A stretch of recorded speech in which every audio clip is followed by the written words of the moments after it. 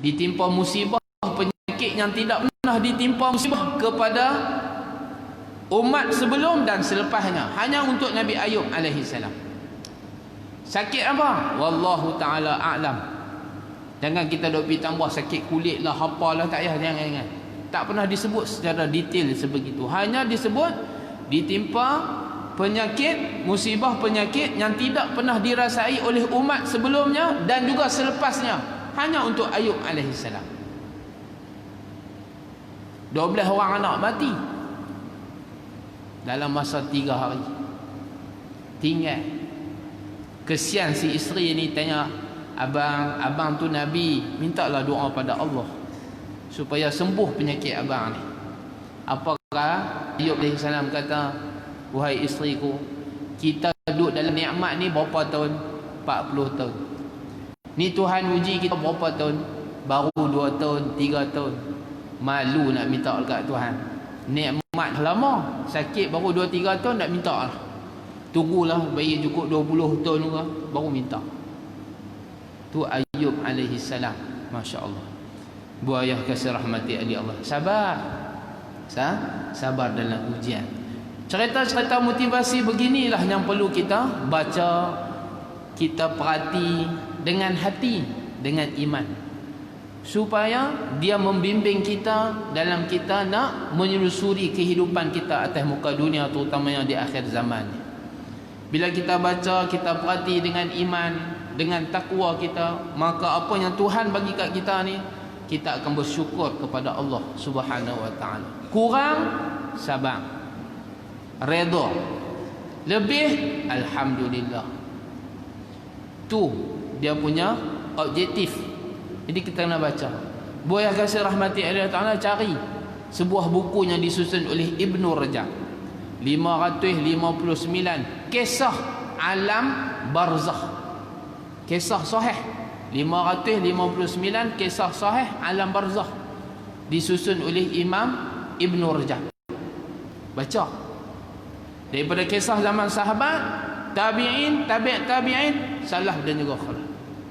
Disebut dalam 559 kisah benar, nyata alam barzakh. Mustika tak tentu lagi betul lah, ni tak tahulah ada lagi. Saya mau mana lah tinggal mustika tak baca lah. Mustika saya duk baca tu makapu, baik baca Quran lagi.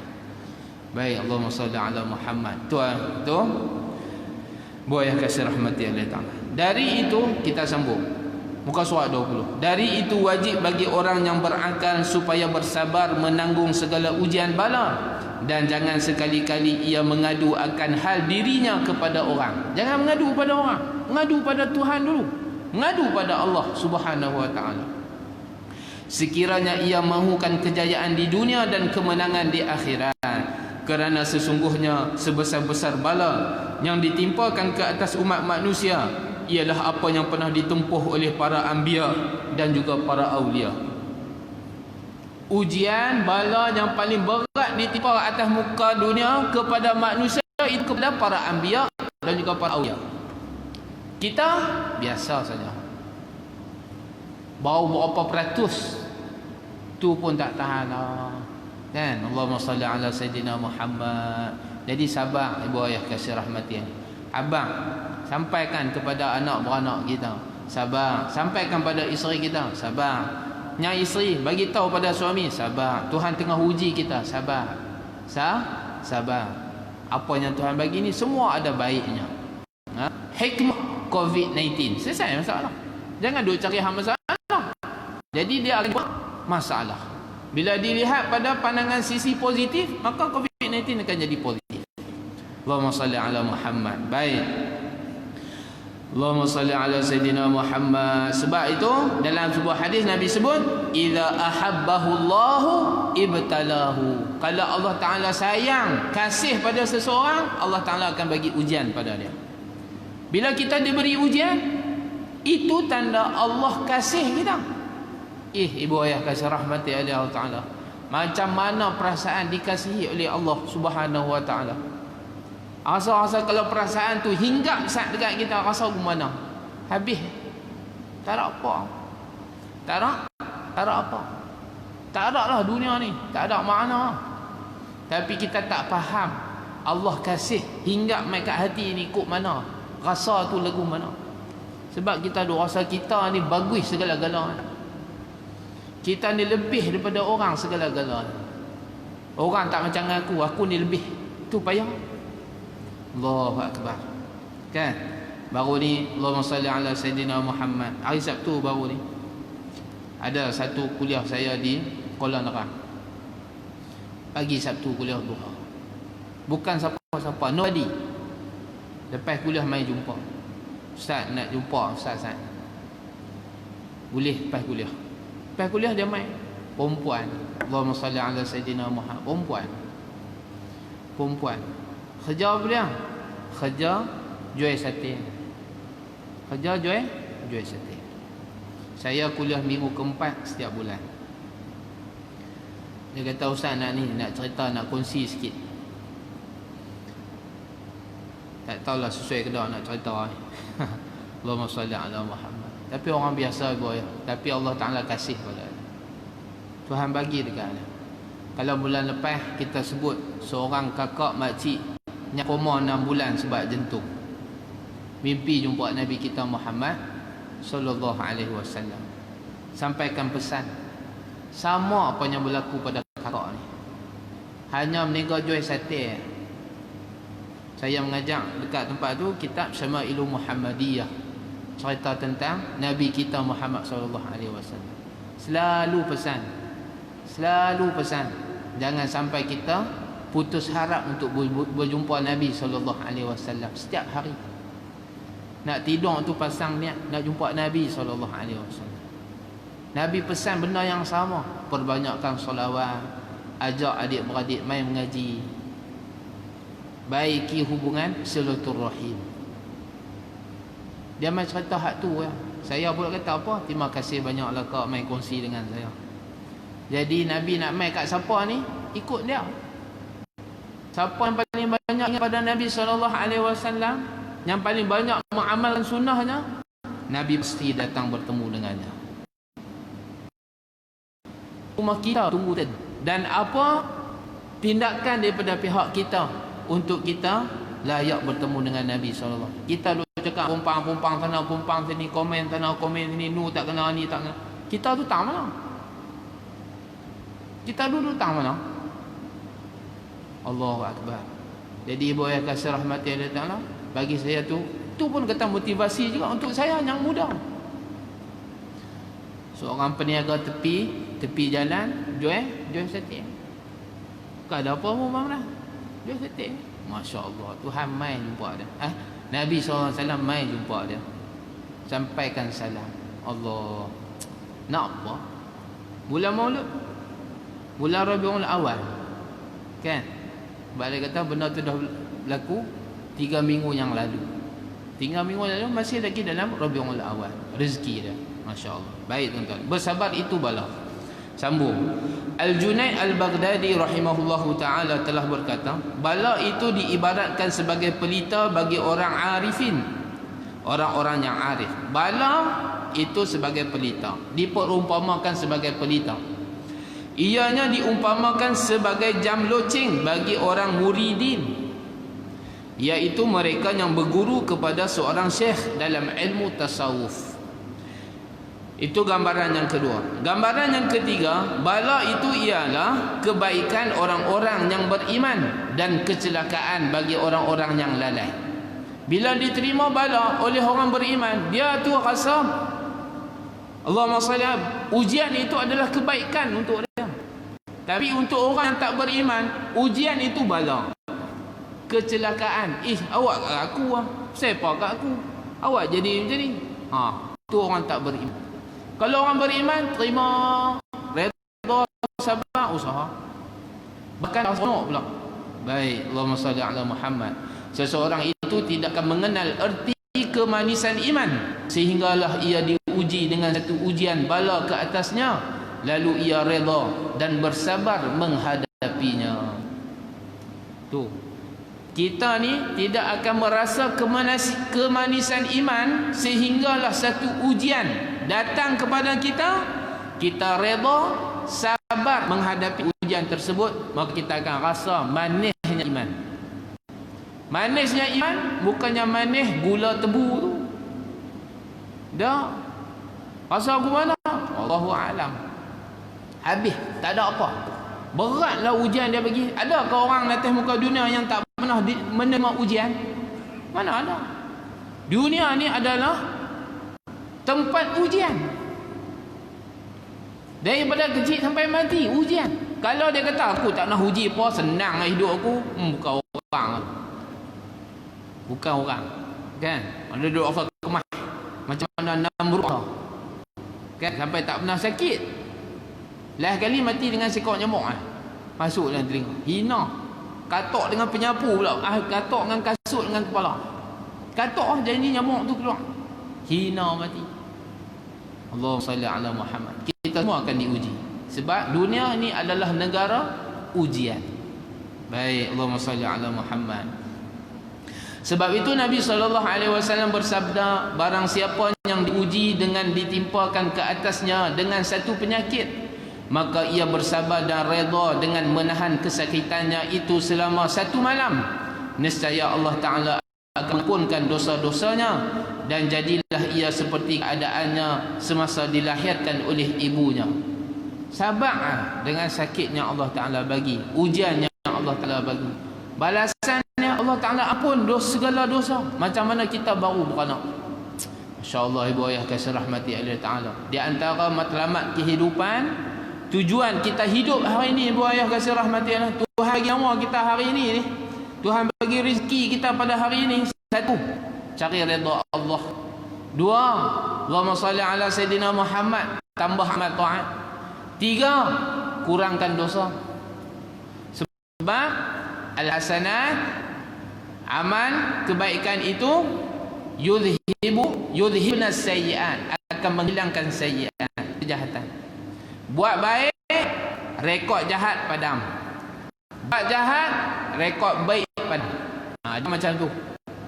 Dia kali macam tu. Itu tujuan kita. Hidup hari-hari tu. Mengurangkan dosa, menambah amal kebaikan. Baik, Allahumma salli ala Muhammad. Sebab tu kalau ibu ayah kasih rahmati Allah Ta'ala, ingat saya pernah sebut sebuah kisah seorang sahabat yang bernama Abu Kilabah Al-Jarumi.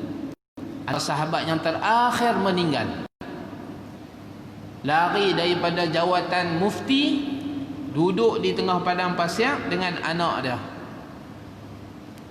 Abu Kilabah Al-Jarumi radhiyallahu ta'ala anhu. Allah Ta'ala bagi ujian pada yang mata-mata dua, tangan kaki lumpuh, duduk di tengah padang pasir. Bila datang seorang lelaki bagi salam, dia jawab salam.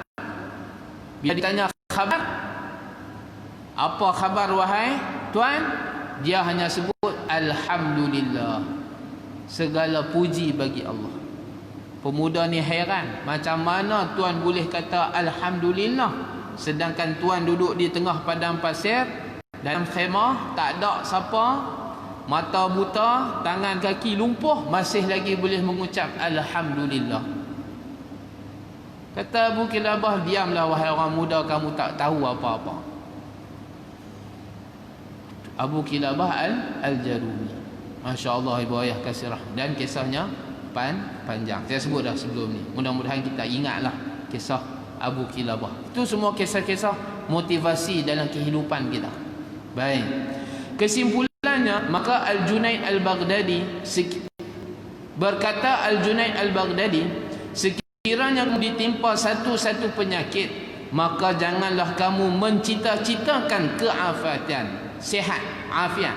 Kata Imam Junaid Al-Baghdadi, kalau kita ditimpa musibah dengan sakit, jangan duk harap cepat baik. Kita ni nampak sakit sikit, kalau nak baik lah kan. Hak tu dia, tapi Imam Al-Baghdadi, Imam Al-Junaid Al-Baghdadi kata jangan. Ya, jangan. Baik. Tegasnya menurut pandangan ahli sufi, ini pandangan daripada golongan sufi, jika kita memohon afiah, seolah-olah kita tidak, Tuhan mengampunkan dosa-dosa kita. Wallahu a'lam. Sebab apa? Bila kita diberi ujian dengan sakit, dosa-dosa kita diampunkan oleh Allah Subhanahu wa taala. Bila sihat, habis. Tak ada. Habis. Tu. Itu hikmah. Baik. Telah berkata Ad-Dakha, barang siapa yang tidak ditimpakan ke atasnya dengan satu-satu bala atau kesusahan atau kecelakaan selang 40 hari, maka tiada kebaikan untuknya di sisi Allah Ta'ala. Dalam masa 40 hari tak sakit langsung, ibu ayah kasih rahmati Allah Ta'ala, tu antara makna Tuhan tak kasih kat kita. Payah sungguh sakit. Sakit tak ada, senang, tak susah langsung. Kata Imam Ad-Dakha, hati-hati, takut Allah Ta'ala tak rati dah. Baik. Allahumma salli ala Muhammad. Daripada Sayyidina Mu'az bin Jabal radhiyallahu ta'ala anhu, katanya, apabila diuji seorang mukmin itu dengan penyakit, dikatakan kepada malaikat yang mencatat amalan yang di sebelah kirinya, angkatlah penamu dari buku catatan simpulan itu. Dan Allah Ta'ala telah berfirman kepada malaikat yang menjaga buku catatan di sebelah kanan, catatkan untuk hambaku ini sebaik-baik amal yang pernah dilakukannya semasa ia sihat. Bila seorang sakit, malaikat raqib dan juga atid duduk sebelah kita. Tuhan arah hak sebelah kiri ni hak tulis kejahatan, jangan dia angkat pen. Hak sebelah kanan suruh catat amalan yang paling baik dia pernah buat. Catik sepanjang sakit. Allahumma salli ala Sayyidina Muhammad. Kita kalau sakit, dia kita mengeluh, nama Tuhan yang keluar. Allah, kan? Kalau sihat, jarang nak sebut nama Allah Subhanahu wa ta'ala. Sebab tu di masjid-masjid boleh kasih rahmati Allah Ta'ala, bulan lepas lah, bila ada sedikit kuliah dengan Fadil Tuan Guru Syekh Nuruddin Al-Marbawi di Derang. Allahumma salli ala Muhammad. Di antara kata Tuan Guru kita, masjid-masjid lah ni pun dah kurang dah nak meratib la ilaha illallah, la ilaha illallah pas semayang. Kurang dah masjid nak buat. Buaya kasih rahmati Allah, kalimah tu lah yang kita nak mati. Sebelum nak mati kena praktis. Kita nak main bola kena warming up. Kalau tidak nanti krem badan kita. Samalah juga dengan kehidupan dan juga kematian. Kalau nak lidah ni mudah untuk menyebut la ilaha illallah, maka kita kena exercise. Biar waktu subuh dengan maghrib, payahlah kita maghrib sebab ada kuliah.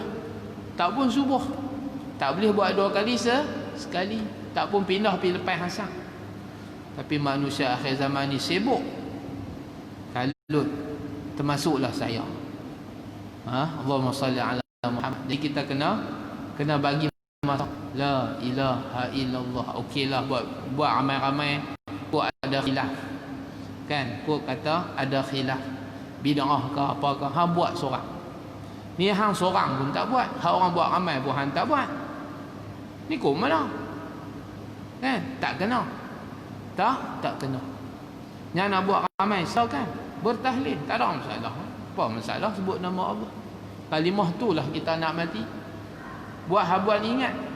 Man qala la ilaha illallah, kata Nabi sallallahu alaihi wasallam, dakhalal jannah. Masuk syurga.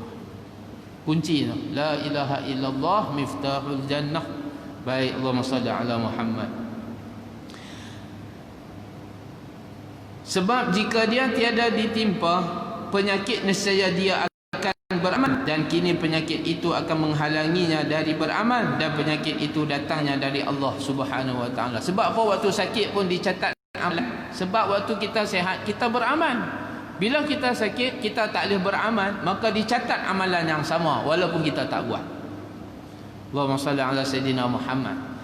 Jadi buat yang kasih rahmati Allah Ta'ala, sebelum SOP dalam masjid COVID, kita semayang rapat.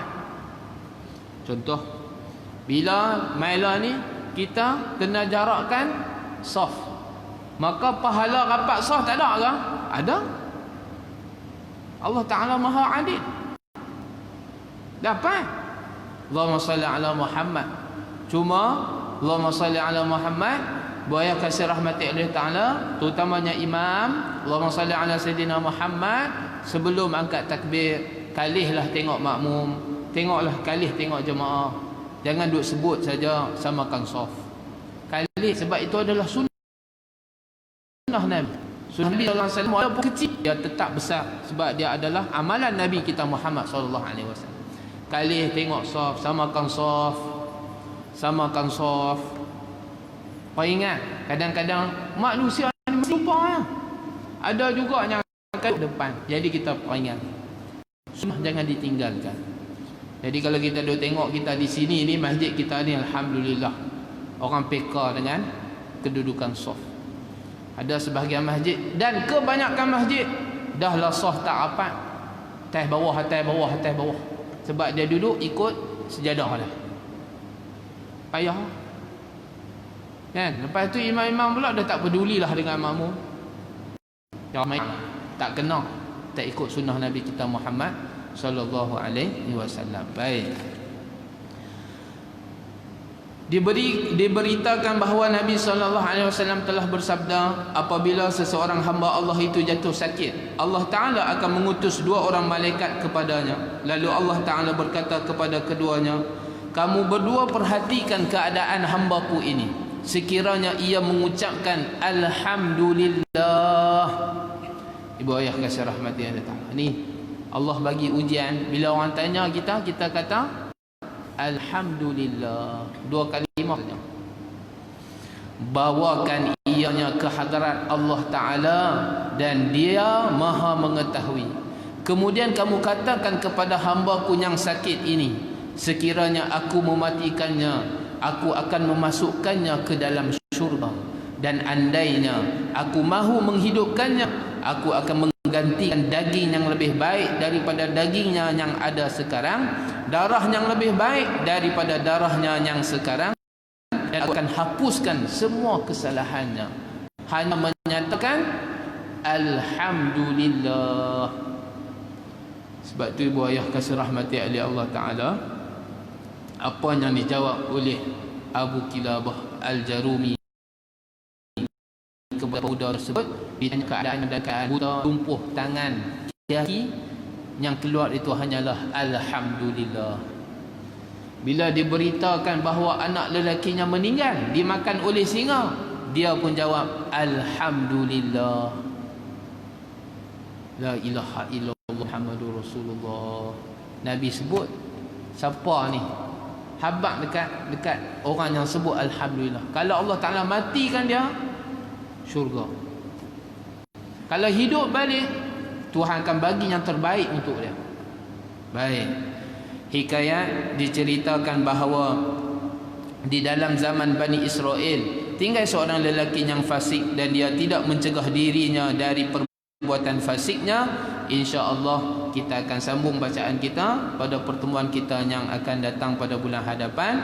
Bani Israel zaman Nabi Allah Musa alaihi salam, seorang pemuda fasik, ahli maksiat, dibuang daerah, dibuang pada negeri jahat, sampai turun wahyu suruh halau dah. Tapi last kali tuan-tuan ibu ayah kasih rahmat, akhir hayat dia berubah. Allah arah Nabi Musa pergi urus jenazah dia. Dia salah seorang daripada wali Allah Subhanahu wa taala. Nabi Musa pun jadi pelik. Nanti kita akan tengok ceritanya pada bulan hadapan dengan izin Allah Subhanahu wa taala, insya-Allah. Allahumma salli ala sayyidina Muhammadin tibil qulubi wa dawaiha wa afiyatil abdani wa shifaiha wa nuril absari wa dhiyaiha wa jilaiha wa ala alihi wa sahbihi